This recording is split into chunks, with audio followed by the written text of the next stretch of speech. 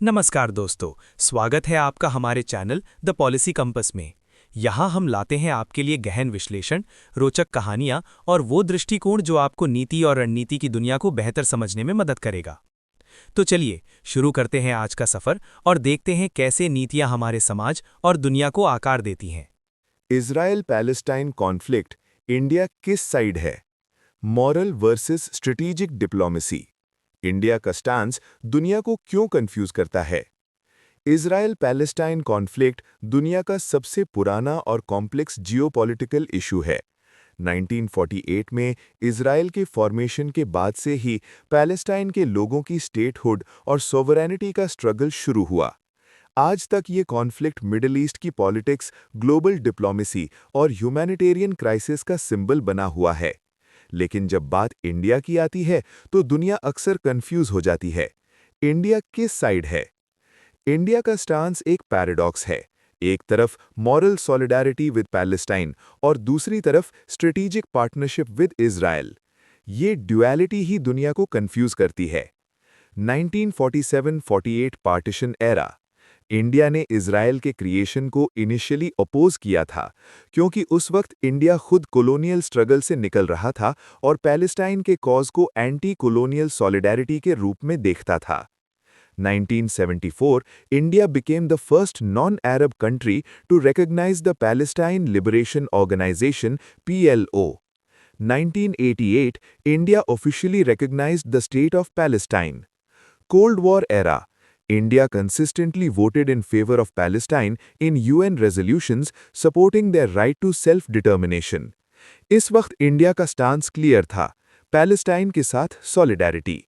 1990s के बाद India की फॉरेन पॉलिसी में एक शिफ्ट आया। 1992 इंडिया ने इजराइल के साथ फुल डिप्लोमेटिक रिलेशंस एस्टैब्लिश किए। Defence cooperation. Israel became one of India's top defense suppliers, especially in technology, drones, and missile systems. Economic ties. Trade between India and Israel grew rapidly, especially in agriculture, water technology, and IT. ये shift एक pragmatic move था। India ने अपने national interests को prioritise किया और Palestine की cause पर स्ट्रेटेजिक साइलेंस अडॉप्ट करना शुरू किया। Current scenario 2023-2025 Gaza crisis.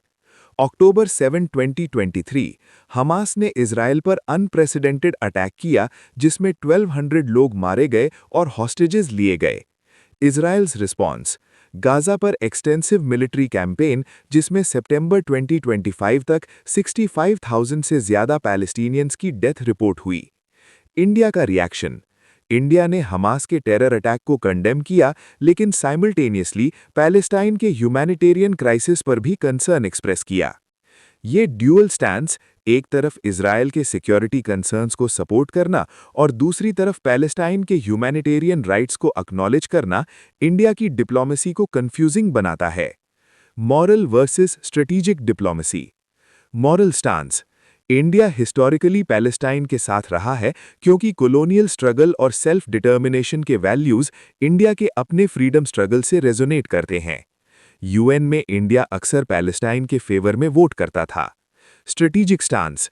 Israel के साथ डिफेंस और टेक्नोलॉजी कोऑपरेशन इंडिया के नेशनल सिक्योरिटी के लिए क्रूशियल है। मिडिल ईस्ट में इंडिया के मिलियंस ऑफ एक्सपेट्रिएट्स हैं, जिनके सेफ्टी के लिए बैलेंस्ड डिप्लोमेसी जरूरी है। Energy security. अरब नेशंस के साथ रिलेशंस मेंटेन करना इक्वली इंपॉर्टेंट है। Why India stance confuses the world. Dual messaging. एक तरफ पैलेस्टाइन के कॉज को सपोर्ट करना और दूसरी तरफ इजराइल के साथ मिलिट्री डील्स करना। यूएन एब्सटेंशंस। इंडिया ने कई बार यूएन में पैलेस्टाइन के फेवर में वोट करने से एब्सटेन किया है, जो एक एम्बिगुअस सिग्नल देता है। Balancing act. India simultaneously Israel और अरब नेशंस दोनों के साथ रिलेशंस मेंटेन करता है। इंडियाज डिप्लोमैटिक टाइट रोप। इंडिया की फॉरेन पॉलिसी एक टाइट रोप वॉक है। अगर इंडिया ओपनली इजराइल को सपोर्ट करता है तो अरब नेशंस के साथ रिलेशंस खराब हो सकते हैं। अगर इंडिया पैलेस्टाइन के साथ ओपनली खड़ा होता है तो इजराइल के साथ डिफेंस और टेक्नोलॉजी टाइज रिस्क में आ जाते हैं। इसलिए इंडिया एक कंफ्यूजिंग मिडिल पाथ चूज करता है, जिसमें वो दोनों साइड्स को अपीज करने की कोशिश करता है। इंडिया का स्टांस इजराइल पैलेस्टाइन कॉन्फ्लिक्ट पर एक पैराडॉक्स है।